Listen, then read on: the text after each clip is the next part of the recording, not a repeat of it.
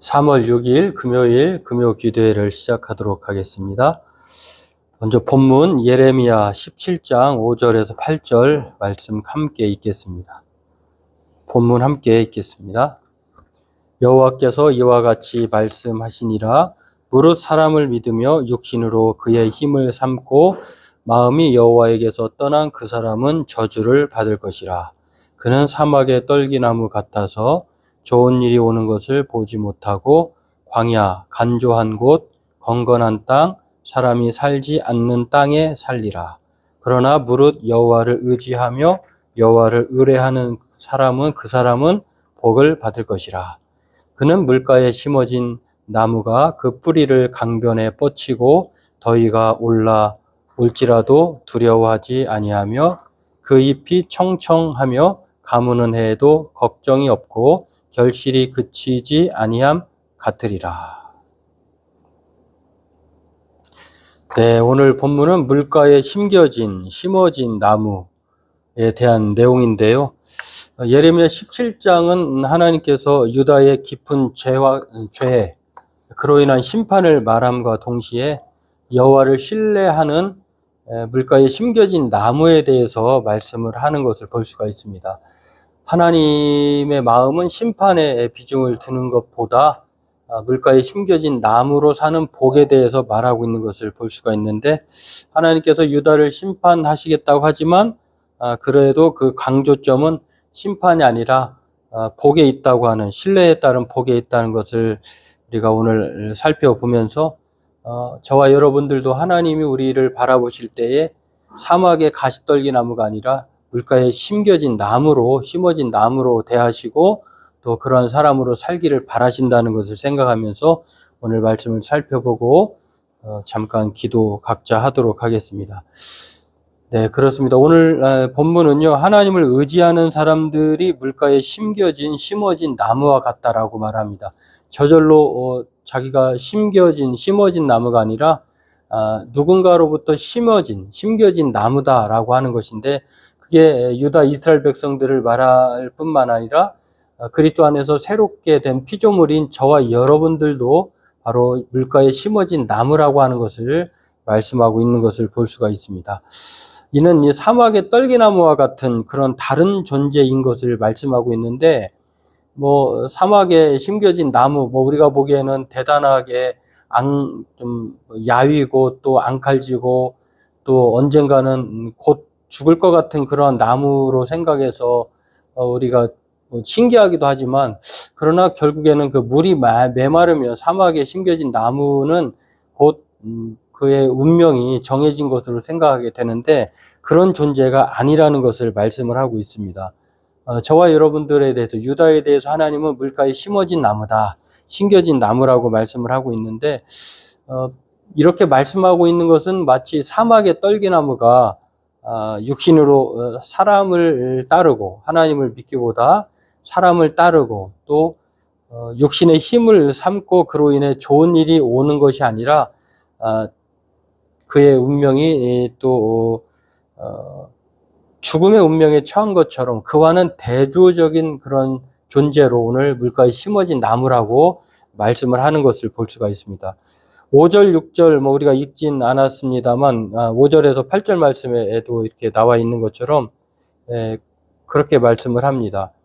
육신으로 이게 그 사막의 떨기나무와 같은 이 존재를 가리키는 말인데, 육신으로 하나님 의지하지 않고 사람을 믿고 육신으로 힘을 삼는 것, 여호와에게서 떠난 사람, 이게 바로 사막의 떨기나무, 저주를 받는 존재인 것을 말씀하고 있는데, 누구라도 하나님을 의지하지 않고 사람을 의지하고 자기 힘으로 살려고 하는 사람은 그의 운명이 바로 이렇게 비참함에 처하게 된다라고 하는 것입니다. 그래서 사막의 떨기나무 같다, 좋은 일이 오는 것을 보지 못한다, 이렇게 말씀합니다. 이 반대적인 존재가 누구냐? 그러면 하나님이 택한 백성들, 하나님이 사랑하는 자녀들, 오늘 저와 여러분들을 일컬어서 이렇게 말씀하고 있는데, 여호와를 의지하며 여호와를 의뢰하는 그 사람은 복을 받을 것인데 그 사람이 바로 물가에 심어진 나무다, 이렇게 말씀을 하고 있습니다. 그렇습니다. 그렇다고 하면 오늘 본문에서 말하는 이 물가에 심겨진 나무는 어떤 사람인가를 우리는 알 수가 있는데요. 그것은 여호와를 의지하는 사람이다. 사람을 의지하고 자기 힘으로 사는 것이 아니라 오직 여호와를 의지하는 사람, 그리고 뿌리를 강변에 뻗치는 나무와 같은 사람, 이렇게 말씀을 하고 있습니다. 뿌리를 강변에 뻗친다고 하는 것은 두 가지로 생각해 볼 수 있는데, 그 첫 번째는 두려워하지도 않고 걱정도 하지 않는다라고 하는 것입니다. 아무리 메마르고 또 건조한 땅이라 할지라도 그 밑에 흐르는, 뿌리 밑에 흐르는 물이 충분하다고 하면 이 나무는 걱정할 필요가 없는 거죠. 마치 예수님께서 요한복음 15장 1절에서 5절에 말하고 있는 것처럼 나는 포도나무여 너희는 가지다라고, 아버지는 농부다라고 말씀하시면서 바로 예수 안에 있으면 그러한 삶을, 풍성한 삶을 산다고 말한 거와 마찬가지로 그렇게 말씀을 합니다. 뿌리를 뻗치는 나무는 이렇게 두려워하지도 걱정하지도 않게 된다라고 하는 것이고요. 또 그것으로 끝나는 것이 아니라 더 좋은 결실을 맺는다라고 하는 것입니다. 그냥 생존의 보장을 받는 것으로 끝나는 것이 아니라 그 생존 가운데 살아가면서 더 좋은 결실들, 하나님으로 말미암아 결실들을 맺게 된다고 하는, 생존과 열매를 맺는 삶을 뿌리를 강변에 뻗치는 나무로 얘기를 합니다. 그렇다고 하면 이 뿌리를 강변에 뻗치는 나무의 구체적인, 오늘날 저와 여러분들에게 말하는 그런 구체적인 행동 지침은 뭘까? 그것은 바로 성경을 가까이 하는 것이다라고 하는 것입니다. 우리가 나무라고 하는 존재를 생각해 볼 때 우리는 나무로서 우리 자신들을 생각해 보면 하나님 앞에 살아간다고 하는 것은 바로 이 두 가지의 뿌리를 뻗치는 것, 물에 뻗치는 것과 더불어서 두려움과 걱정이 없는 삶뿐만 아니라 열매를 맺는 삶인데, 그것은 무엇으로 가능하느냐? 우리가 나무가 뿌리를 뻗치듯이 하나님의 말씀을 가까이 함으로 우리가 그렇게 살아갈 수 있다라고 하는 것입니다. 성경은 저와 여러분들을 향해서요, 이스라엘 백성들의 땅은 우리가 뭐 가본 사람도 있고 가보지 못한 사람들도 있겠습니다만, 이스라엘의 국토 대부분이 사막 지형이라고 합니다. 그런데 국가 수출의 절반 이상이 놀랍게도 농산물을 차지하고 있다고 하는 것.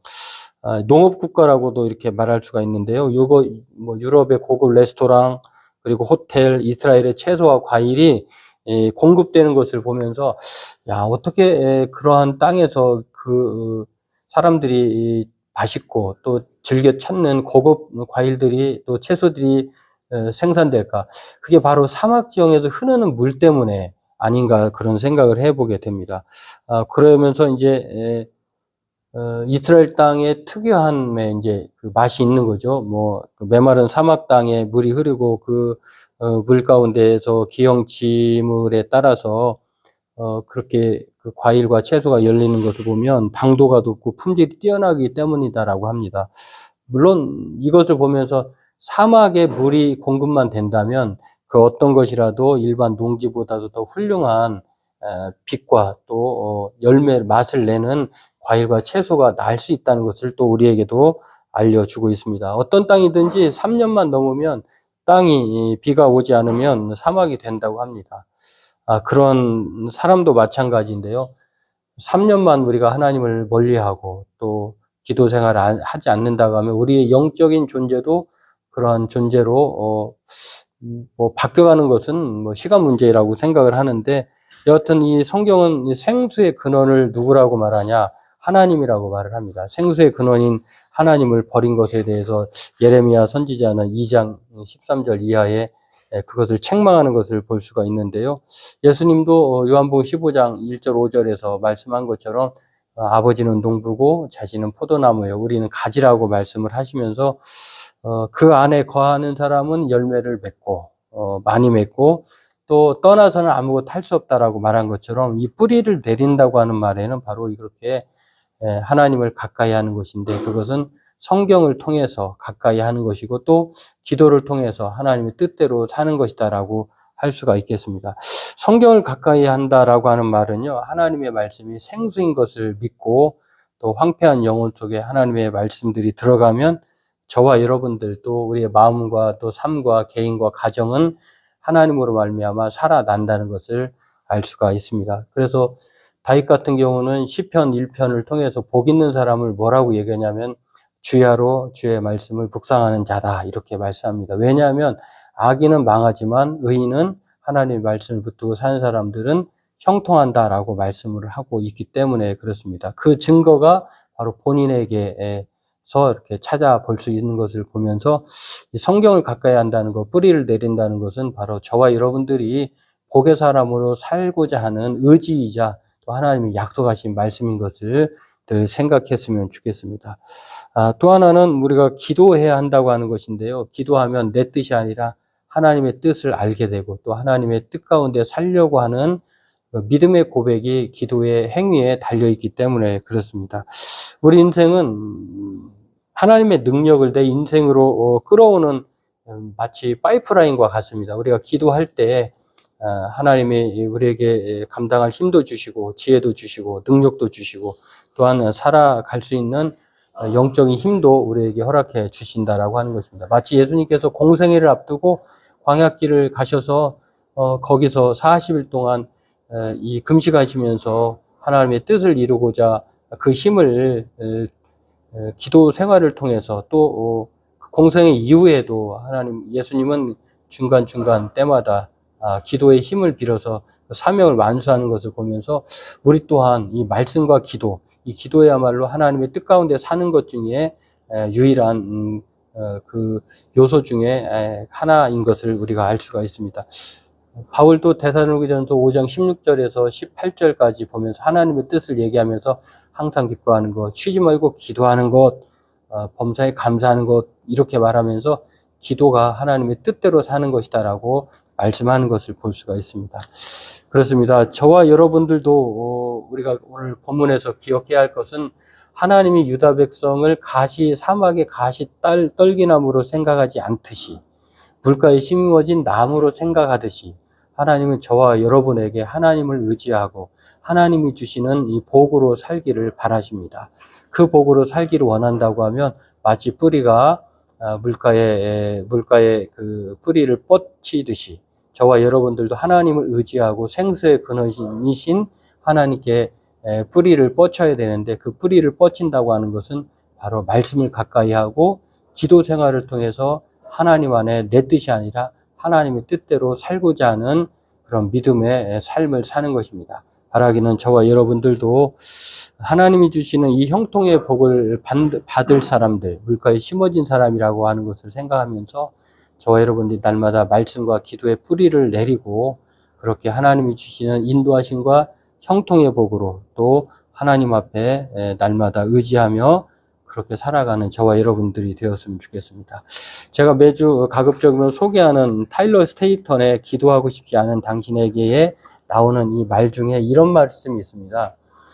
불평도 환영하시니 기도해야 한다. 하나님은 우리의 불순한 동기를 우리만큼 걱정하지 않으신다. 그렇습니다. 하나님은 우리가 하나님에게 좋은 말만 하라고 기도하라고 하지 않습니다. 불평도 좋으니 기도로 하나님 앞에 그것을 쏟아 놓으라고 하는 것입니다. 우리가 불순한 동기로 하나님은 우리가 그렇게 걱정하듯이 하나님은 못 들을 말도 없으시고 또 못 받아주시는 분도 아니다라고 하는 것입니다. 성경은 그러한 면에서 우리 속에 있어야 마땅한 것이 아니라 우리 속에 있는 것을 하나님 앞에 내어 놓아야 하는 것, 이게 바로 하나님이 환영하시고 우리의 특권이기도 합니다. 바라기는 우리가 하나님 앞에 좋은 말을 하기 위해서 하나님 앞에 기도하는 것이 아니라 불평도, 원망도 그 어떠한 말도 하나님 앞에 내어 놓을 수 있다고 하는 이 말씀을 붙들고 하나님 앞에 오늘 말씀 가운데 물가에 심겨진 나무로 말씀 앞에 뿌리를 내리고 또 기도함으로 나아가는 저와 여러분 되었으면 좋겠습니다. 오늘 저와 여러분들이 기도해야 될 제목 두 가지로 생각해 보기 원합니다. 물가에 심어진 사람으로 살게 해달라고, 또 말씀과 기도로 뿌리를 내리는 삶을 살게 해달라고 우리 각자 오늘 말씀을 생각하면서 기도하도록 하겠습니다. 기도하겠습니다.